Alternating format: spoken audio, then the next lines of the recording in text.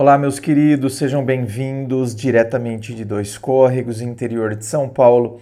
Eu, André Massolini, peço licença para falar com você. Quer vir aqui para o atendimento online, onde a gente vai bater papo, vou mergulhar aí na sua história para que eu possa entender o que está acontecendo e assim conseguir te ajudar? É só você acessar o meu site www.andremassolini.com.br. Lá você vai ver todas as opções de atendimento, os valores, tudo certinho. Vamos então ao e-mail dele que diz assim: Olá André, tudo bem? Tudo ótimo. Encontrei seu canal na busca do YouTube em um vídeo sobre relacionamentos. Eu preciso de ajuda porque eu não sei como agir num caso como esse e não encontrei história parecida. Eu tenho 35 anos e sou casado há 15 anos. Ou seja, se casou com 20 anos. Tenho 3 filhos maravilhosos, temos uma casa, um carro, enfim, uma vida tranquila.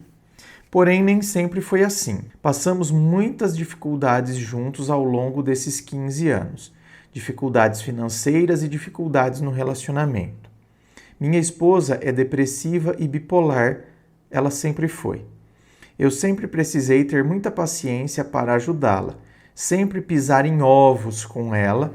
Nesses 15 anos, precisei contornar e agir de maneiras diferentes, dependendo do humor dela e dependendo da situação, e é cansativo. Para se ter uma ideia, eu já fui agredido algumas vezes. Já fui expulso de casa várias e várias vezes, até perdi as contas. Só para relatar alguns casos que passei nesses anos. Devido a dificuldades financeiras que passamos, ela me culpava muito. Nunca tive vícios, nunca a atraí, nunca gastei com nada fora de casa, porém, devido a mudanças de humor que ela tinha e tem por causa dos problemas mentais, ela acabava me mandando embora de casa, me chamando de moleque, pois, segundo ela, eu não tinha condições de bancar ela e meus filhos.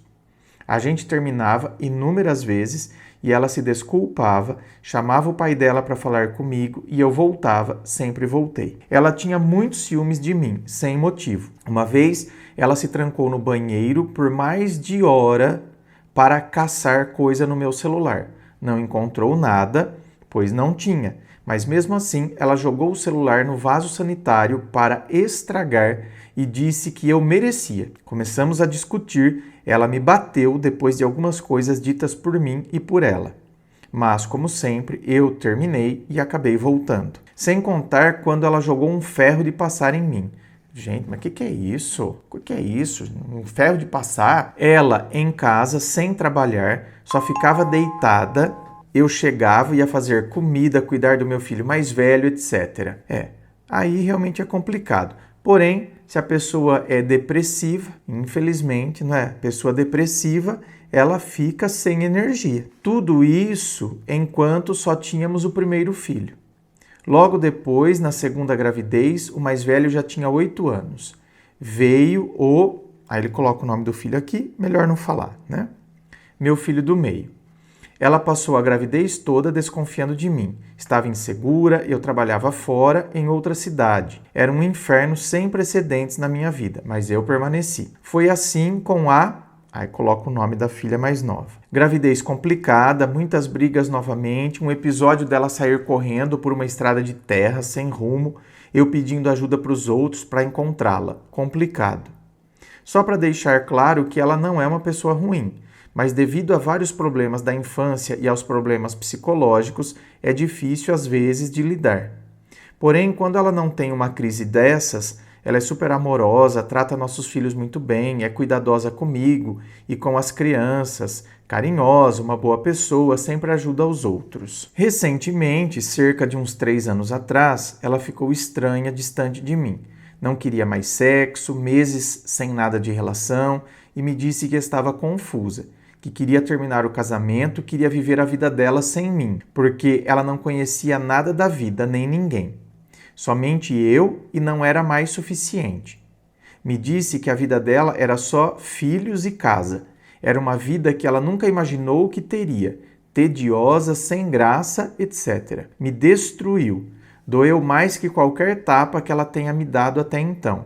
Depois de tudo que passamos, ela falar isso para mim foi um choque imenso. Eu não tinha onde morar, meus pais moram em outra cidade, são separados, cada um com uma vida.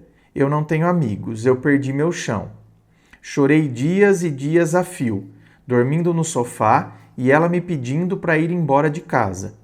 Depois de uma semana, ela veio com uma proposta: abrir o relacionamento. Eu fiquei muito bravo. Discutimos feio, xinguei muito ela, falei que eu deveria ter deixado ela se matar. E falei para ela que se ela estava cansada, era só morrer. Dias depois, ela vem falando que vai voltar para a terapia e que não é para eu ir embora. Que ela me amava, se desculpou, falou que eu era o homem da vida dela e tudo mais. Segue o roteiro de sempre. Mais uma vez, aceitei tudo, engoli tudo e ficamos juntos. Desde então, tudo parece que mudou muito. Ela melhorou bastante, fez terapia há mais de 1 ano, parou por conta própria. Mas ela se medica até hoje, anda fazendo exercícios, trabalha, etc. Estamos bem, estamos muito bem, na verdade. Bom, que bom, que bom. E vocês estão vendo aqui a importância da terapia? Estão vendo? Por que é importante a terapia? Porém, eu ainda preciso pisar em ovos. Tenho que tomar cuidado do que falar para não arrumar brigas. E eu penso muito no fato dela ter tido um caso, já que propôs abrir o relacionamento. Peraí. Penso muito no fato dela ter tido um caso. Não. Peraí. Já que propôs abrir o relacionamento. Não, isso aqui é um achismo seu. Porque do jeito que você escreveu, parece que ela teve um caso. Não, isso aqui é um achismo. Então, você deveria ter escrito assim, né? E eu fico pensando que ela pode ter tido um caso pelo fato dela ter proposto de abrir o relacionamento.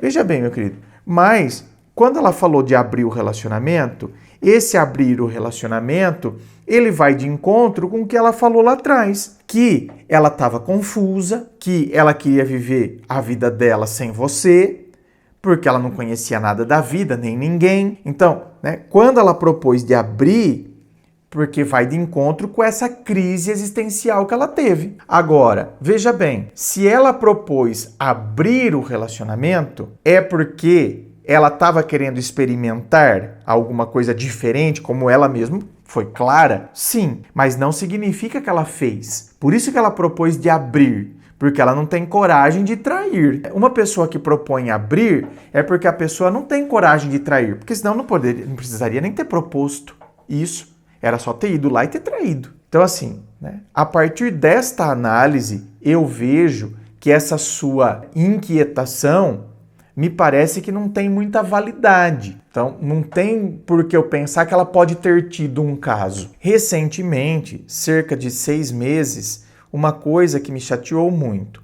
Ela veio me contar que a avó dela disse para ela cuidar de mim, que eu era bom para ela e para nossa família, que não fazia nada de errado, que eu a amava, etc. Eu pensei que receberia um elogio, mesmo eu não estando presente.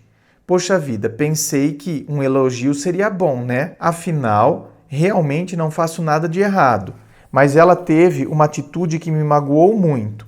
Ela falou para a avó que eu não era tão bom assim, não. Que eu cheguei ao ponto de mandá-la se matar. Caraca, como assim? Ignorando completamente o fato de eu apanhar e ignorando o fato dela me mandar embora de casa várias vezes, e ainda algo que houve 3 anos atrás, eu fiquei muito chateado realmente. Ela simplesmente não ligou para nada do que ela fez, do que ela me causou, de eu ter que fazer terapia por isso, de eu não ter o direito de reagir a uma briga para não desencadear uma reação inesperada. Ela só falou que eu falei para ela se matar, como se a única coisa que importasse é eu ter sido um escroto de mandar ela se matar. Tá, querido, veja bem, tudo bem, você tem o direito de estar se sentindo chateado e tal. Mas veja bem, tem coisas que às vezes a gente não pensa por outro lado. Veja bem, meu querido, quando ela vem falar do que a avó dela falou para ela, é uma maneira dela estar te elogiando. E tá elogiando você na sua cara. Porque, veja bem, quando a pessoa não quer dar o braço a torcer a outra, ou quando eu tenho, na verdade, ranço da outra, eu não vou falar. Olha, minha avó falou pra eu te valorizar, porque você é isso, porque você é aquilo. Não vai. Não, para e pensa, querido. Para ela ter chegado e falado isso para você, ela tá te elogiando. Através das palavras da avó.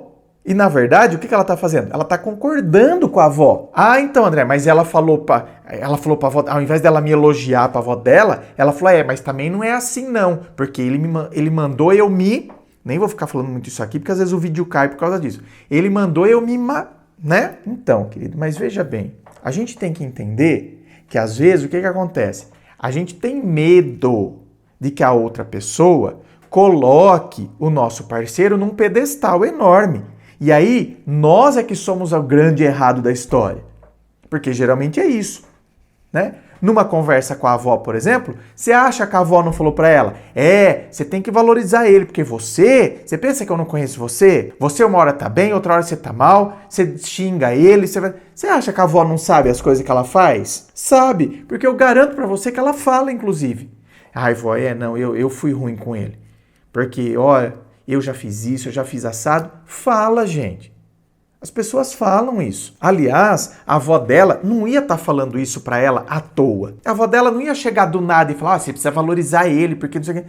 Não. Se eu preciso falar que ela precisa valorizar, é porque eu sei o que ela faz. Só que aí, a pessoa, ela quer falar o seguinte, peraí, vó, mas também não é tudo, não é assim também, né?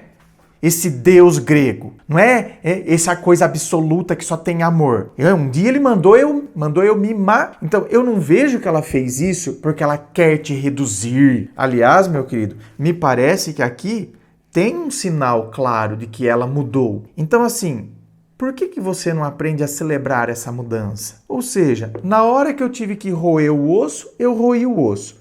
Agora que tá chegando o filé, eu começo a reclamar que tá o filé, parece que você quer o osso de novo. Tem que tomar cuidado, viu, meu querido? Sabe por quê? Porque eu atendo muita gente que, na verdade, associou amor à dor. Juro pra você.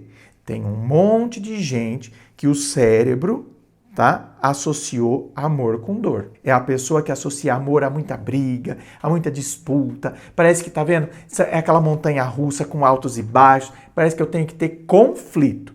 Se não tem conflito, se não tem discussão, se não tem pancadaria, parece que acho que tem alguma coisa errada aqui. Então, cuidado. Repito, na hora que eu fiquei roendo o osso, agora tá chegando o filé mignon e parece que eu tenho saudade do osso. Toda vez que eu penso em falar como eu me sinto, ela sempre age como se eu estivesse sendo um tolo. Ai, amor, de novo isso? Isso é tortura, sempre a mesma coisa, vira o disco. Veja bem, meu querido, mas toda vez ela fala isso? Ela nunca parou, nem a primeira vez que você falou pra ela? Porque, veja bem, de novo isso? Tá, mas e a primeira vez quando eu falei? Porque a primeira vez quando eu falei não tinha como ela falar de novo isso. E a primeira vez quando eu tentei falar como eu me sinto? Então, eu sugiro que você tente tocar no assunto de novo, já começando assim, olha, eu vou te falar uma coisa, só que ao invés de você falar de novo isso, vamos virar o disco, eu preciso que você entenda que é importante eu falar como eu me sinto, mas é importante para mim que você tente mergulhar em como eu me senti. Porque desde quando eu falei isso com você, por que eu tento repetir isso e você fala que é um disco virado? Porque a primeira vez quando eu falei, você tentou ficar cheio de justificativas e você não conseguiu entender como eu me senti. Então, ainda hoje, eu me sinto não ouvido. É por isso que eu tento falar de novo e você fala que é um disco virado, que isso tortura, mas é uma tortura para mim também não me sentir ouvido. É como se toda vez que eu tento falar como eu me senti, é como se você me invalidasse. Isso se a primeira vez quando você falou, aconteceu isso, ela tentou te invalidar. Então sim, vai ser uma tortura porque eu preciso que a pessoa entenda como eu me senti. E o dia que eu perceber que ela entendeu como eu me senti, aí talvez eu pare de ficar falando. Porque aí, tá vendo? É uma tortura pra mim se ela não entende e é uma tortura pra ela toda vez que eu fico repetindo. Por isso que a gente precisa encontrar um meio de encerrar com isso de uma vez por todas. Eu me sinto vítima de um relacionamento abusivo, mas não sei se sou. eu não consigo enxergar e nem tomar uma decisão na minha vida. Então, veja bem, meu querido, provavelmente você viveu numa relação estranha. Eu nem vou dizer abusiva, porque aí a gente tem que mergulhar aqui também no universo da pessoa bipolar e depressiva, e que não fazia terapia e nem tratamento. E que depois que começou, então, a fazer terapia, começou a fazer o tratamento, tá vendo? A coisa, tanto que começou a fazer exercício, começou... Então, muita coisa mudou. Então, assim, a relação que eu vivia era abusiva ou era uma relação estranha e que, sim, até pode, né, ser considerada uma relação abusiva, mas era abusiva porque ela é tóxica ou porque ela manifestava comportamentos próprios da bipolaridade e da depressão. Fico pensando em tudo que passamos e penso que não deveria ter deixado chegar nesse ponto. Tantas coisas que eu não vivi, tantas coisas que eu aturei que eu nem precisava. Então, agora é você, tá vendo? Antes foi ela que achou que não estava vivendo o que ela deveria ter vivido, que ela queria viver experiências diferentes. Agora é você. Então, tá vendo? É isso que eu tô dizendo. Tem gente que luta porque quer uma relação saudável. Só que eu tô lutando enquanto o outro não é saudável. Então eu fico ali lutando. A hora que o outro se torna saudável, agora sou eu que acho que, não, então porque olha tudo que eu vivi, tudo que eu perdi, tudo que eu poderia ter vivido. Então, quer dizer, eu gosto de conflito. Estamos indo para 16 anos de relacionamento. Ela vive fazendo planos de viagens, de reforma, mas eu não consigo planejar mais nada. Eu só fico triste, estou triste e sou uma pessoa triste. Então, quer dizer, ela saiu da depressão e agora você entrou. Não tenho autoestima, não tenho saúde mental, não tenho nada, nem amigos, só meus filhos. A casa e o carro estão no nome dela. É praticamente tudo dela, minha vida inteira é dela, eu não sei o que fazer, nem como fazer, eu precisava de uma luz. Querido, a terapia resolveu a vida dela, né? Então, aprenda com ela e vá você também para terapia. Porque você está precisando, tá? Porque não pense que aqui, gente... meu Deus, nesse e-mail aqui vai resolver minha vida. Não vai. Aqui a gente reflete, a gente coloca os pontos, a gente dá pontos de luz. Mas nada substitui a terapia. Nada. E eu vejo aqui claramente que você é uma pessoa que precisa de terapia. Inscreva-se. Fico aqui aguardando a sua inscrição. Se você curtiu, dá o seu joinha, compartilha aí com seus amigos. Muito obrigado, beijo no coração e, é claro, um forte abraço.